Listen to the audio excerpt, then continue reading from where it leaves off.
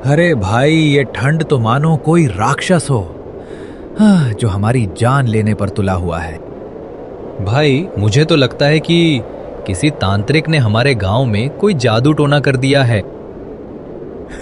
हाँ भाई, मुझे भी ऐसा ही लगता है। दिसंबर का महीना चल रहा था।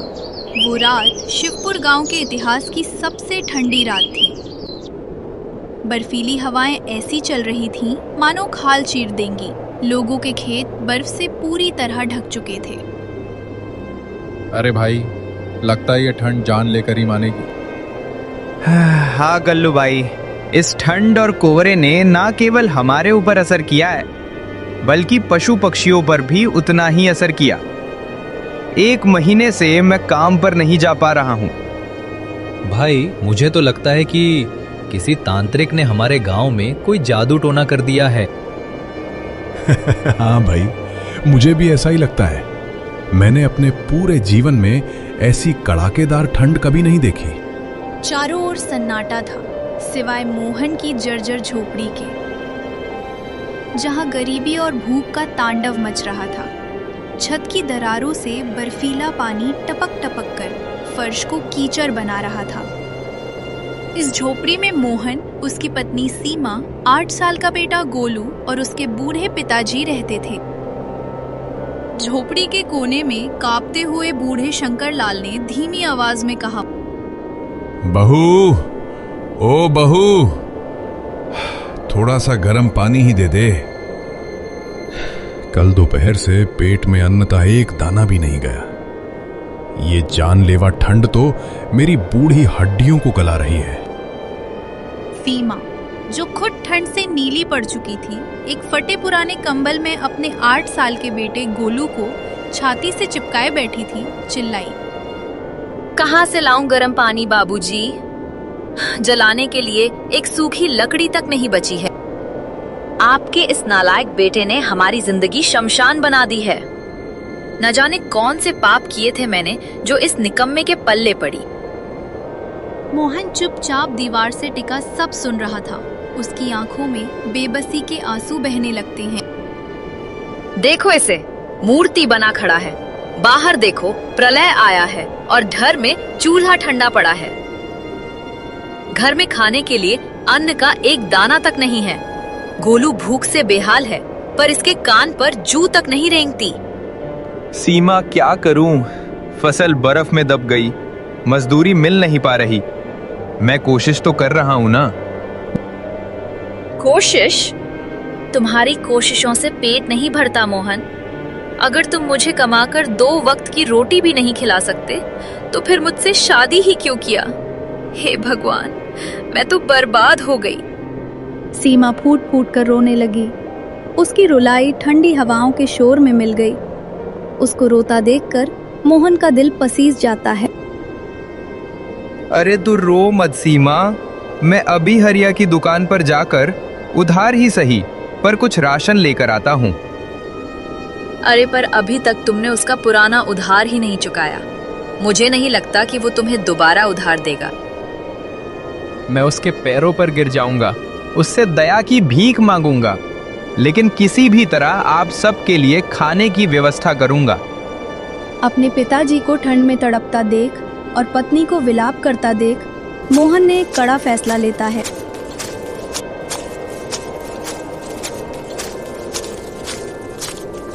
उसने अपना फटा पुराना कंबल ओढ़ा और घुटनों तक जमी बर्फ में चलते हुए अपने गांव की किराने की दुकान पर जा पहुंचा। हरिया की दुकान के सामने लोग आग जलाकर अपने आप को इस ठंड के प्रकोप से बचा रहे थे। मोहन भी अलाव के पास खड़ा होकर हाथ सेकने लगता है। अरे भाई, ये ठंड तो मानो कोई राक्षस हो, जो हमारी जान लेने पर तुला हुआ है। कह तो तू सही रहा है भाई।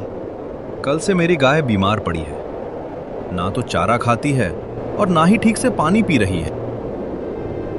भाई, मेरी समस्या भी तुम लोगों की तरह ही है।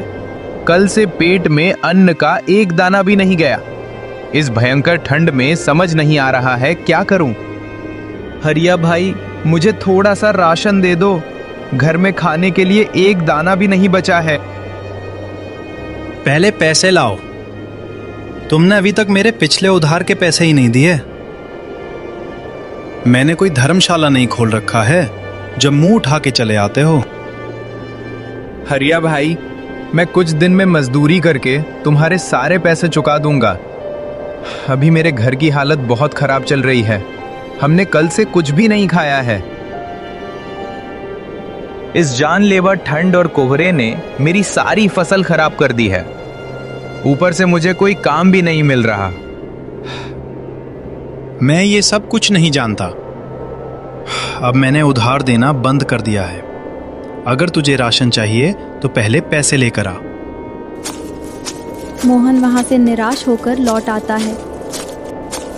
एक काम करता हूँ, जमींदार के पास जाकर मदद मांगता हूँ। शायद कुछ मदद मिल जाए।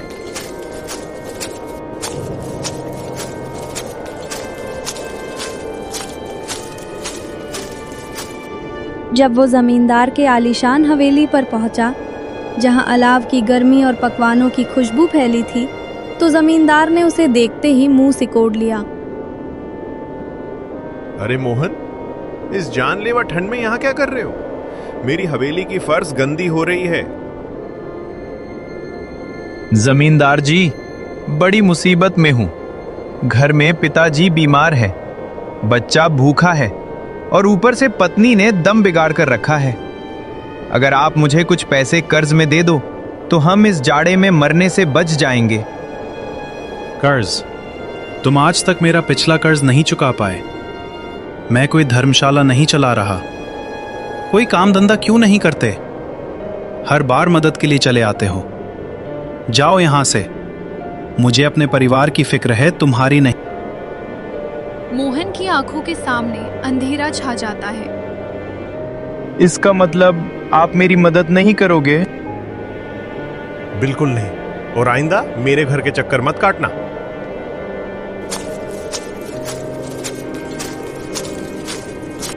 भूख और ठंड के मारे मोहन का सिर चकराने लगा। वो भारी मन से वापस उस बर्फीले रास्ते पर चल देता है। घर पहुंचते ही मोहन ने जैसे ही कदम रखा, सीमा फिर से बरस पड़ी। आ गए खाली हाथ? क्या सोच रहे थे कि वो हरिया तुम्हें चांदी के सिक्के देगा? सीमा, मैंने हरिया से बहुत विनती की, लेकिन उसको मुझ पर दया नहीं आई। और मैं जमींदार के पास भी कर्ज लेने गया था, लेकिन उसने भी इनकार कर दिया। अब तो ठंड और भूख के मारे चक्कर आने लग गए हैं। अगर घर में कुछ खाने को हो तो दे दो। घर में पानी नहीं है और तुम्हें अपनी भूख की पड़ी है। जाइए, कुछ खाने को लाइए, वरना हम आज ही दम तोड़ देंगे। मोहन का सब्र टूट जाता है। चुप हो जा सीमा। भाग फूट गया मेरा, जो तुझ जैसी औरत मेरे घर आई। तेरे कदम पड़ते ही इस घर में दरिद्रता छा गई है। दोनों के बीच भयंकर झगड़ा होने लगा। सीमा की चीखें और मोहन का गुस्सा उस तूफानी रात को और डरावना बना रहा था। सीमा जोर जोर से रोने लगती है। वो इतने जोर जोर से रो रही थी कि बाहर गश्त लगा रहे मंत्री और सैनिक उसकी चीखें सुन लेते हैं। सुनो, इस झोपड़ी के अंदर कोई महिला बहुत जोर से रो रही है। हमें अंदर चलकर देखना चाहिए। हाँ मंत्री जी, मैंने भी अभी किसी महिला के चीखने की आवाज सुनी है।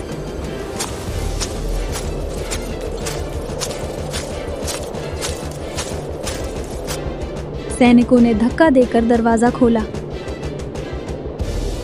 सीमा को रोते देख मंत्री कड़क कर बोले, क्या बात है?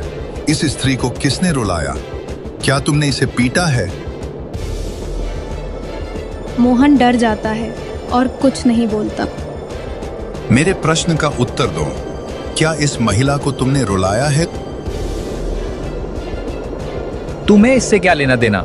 ये हमारी घरेलू समस्या है और बिना पूछे तुम लोग अंदर कैसे आ गए? अब ये केवल घरेलू समस्या नहीं रही। जानते हो, हमारे राज्य में महिलाओं के साथ मारपीट करना कितना बड़ा अपराध है।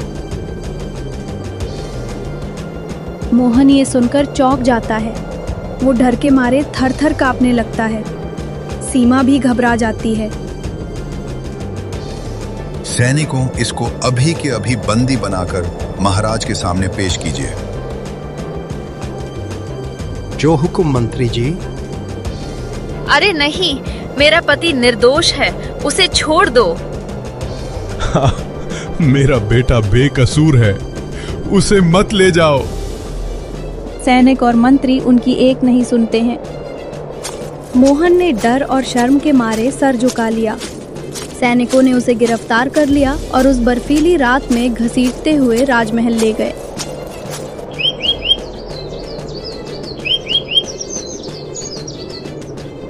अगली सुबह महाराज वर्धमान के सामने मोहन को पेश किया गया। मोहन, हमें खबर मिली है कि तुम इस भीषण ठंड में अपनी पत्नी पर अत्याचार कर रहे थे। क्या तुम्हें दंड का भय नहीं लगता है? महाराज, मुझे माफ कर दीजिए। हम तुम्हें कतई माफ नहीं कर सकते। न्याय मंत्री, इस अपराधी को उचित दंड दीजिए। न्याय मंत्री सुमित ने गौर से मोहन की हालत देखी। फटे कपड़े, सुन्न पड़े हाथ और चेहरे पर बेबसी। मोहन, सच सच बताओ, तुम अपनी पत्नी से झगड़ क्यों रहे थे? महाराज, मैं अपराधी नहीं हूँ। भूख और कड़ाके की ठंड ने मेरा दिमाग सुन्न कर दिया है।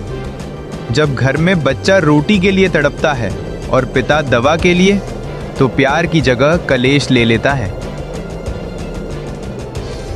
इस जानलेवा ठंड से मेरी सारी फसल खराब हो गई है। कल से हमने कुछ भी नहीं खाया।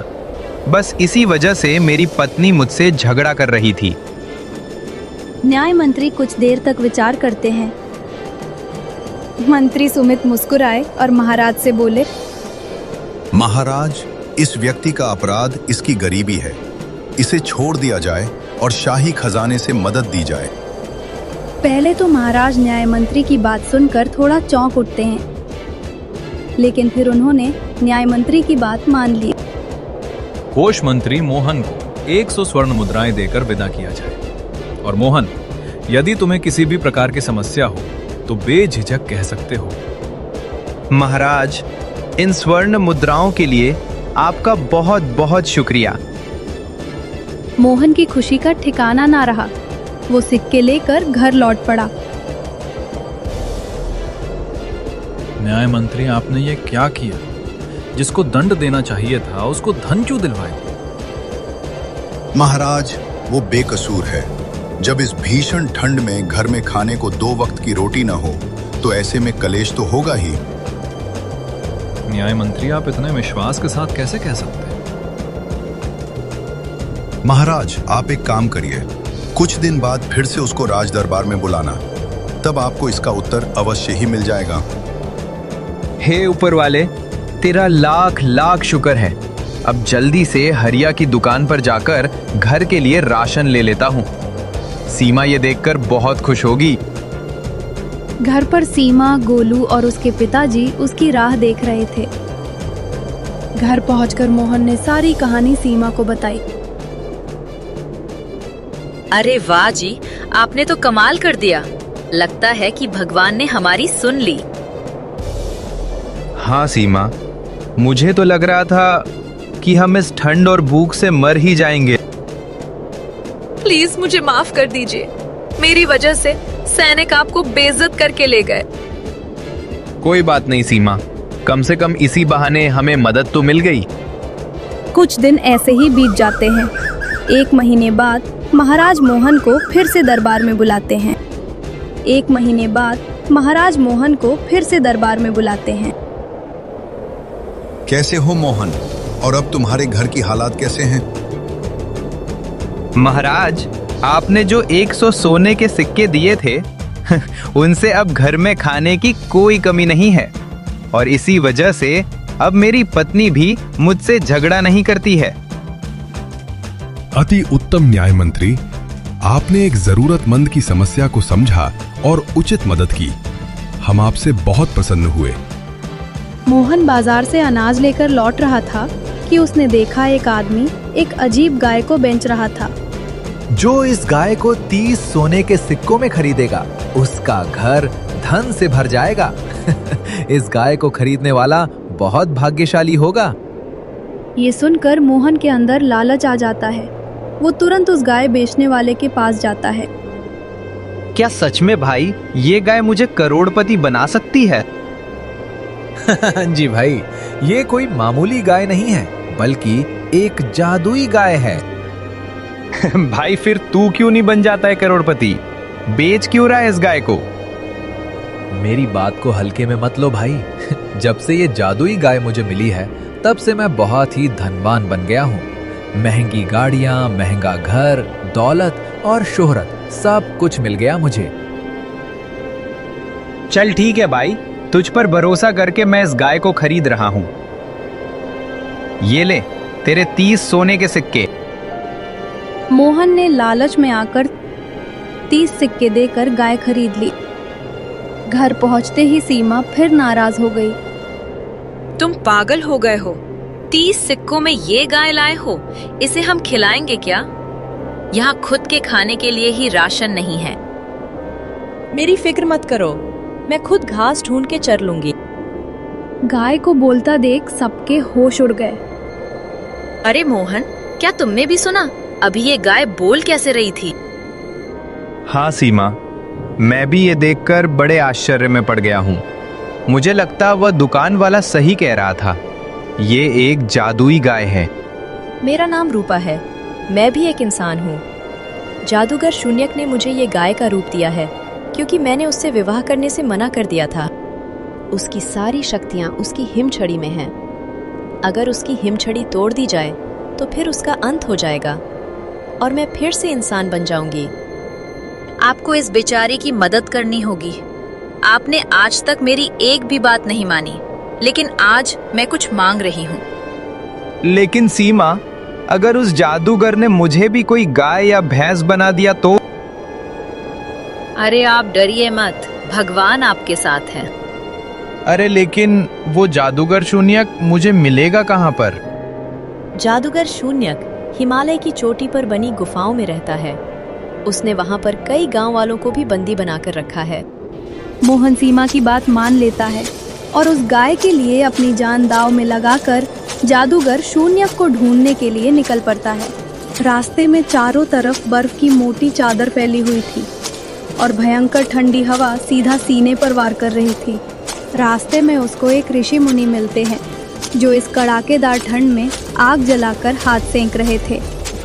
ठहरो शिष्य, तुम इतनी ठंड में यहाँ क्या करने आए हो?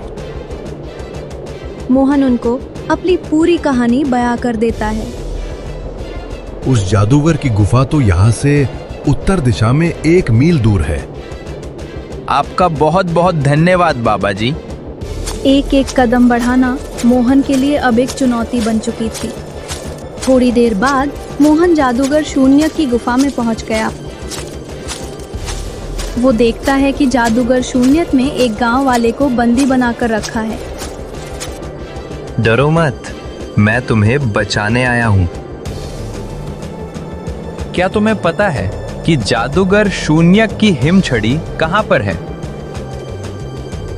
हाँ, जादूगर शून्यक शयन कक्ष में गहरी नींद में सो रहा है और उसकी जादुई छड़ी भी उसी के पास है।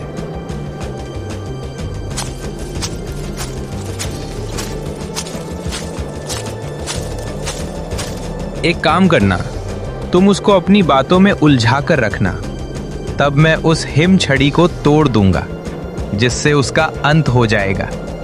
ठीक है भाई, ऐसा ही करते हैं। दांव वाला जादूगर शून्यक का ध्यान अपनी ओर आकर्षित रखता है। मोहन ने दबे पांव जाकर छड़ी पकड़ ली। जादूगर की आंख खुली, वो चिल्लाया, रुक जाओ। लेकिन मोहन ने पूरी ताकत लगाकर छड़ी को अपने घुटने पर मारकर तोड़ दिया। छड़ी के टूटते ही जादूगर जलकर राख हो गया। उधर जादूगर के मरते ही गाय अचानक एक सुंदर लड़की में बदल जाती है। अरे वाह, मैं फिर से इंसानी रूप में आ गई। लगता है उन्होंने जादूगर शून्य का अंत कर दिया है। मोहन जब वापस लौटा तो सारा मौसम साफ हो चुका था। सीमा, मैंने उस जादूगर की छड़ी को तोड़ दिया था, जिससे वो जलकर राख में बदल गया। तभी रूपा उसके सामने आ जाती है। अरे, ये लड़की कौन है? मैं वही लड़की हूँ जो अभी थोड़ी देर पहले तक एक गाय थी। हाँ, आपने उस जादूगर का अंत करके मुझे उसके श्राप से मुक्त कर दिया। मैं आप लोगों का ये एहसान जिंदगी भर नहीं भूलूंगी। ये लीजिए, मेरी तरफ से एक छोटी सी भेंट। कहते हुए वो लड़की मोहन को एक सोने के सिक्कों से भरा बक्सा देती है।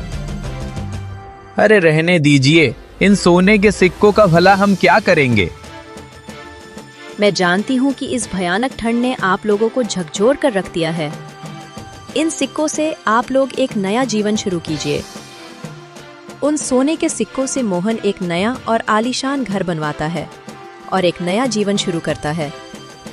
दोस्तों, अगर आपको हमारी ये कहानी अच्छी लगी हो तो वीडियो को लाइक और मैजिकल टून टीवी चैनल को सब्सक्राइब जरूर करें। धन्यवाद।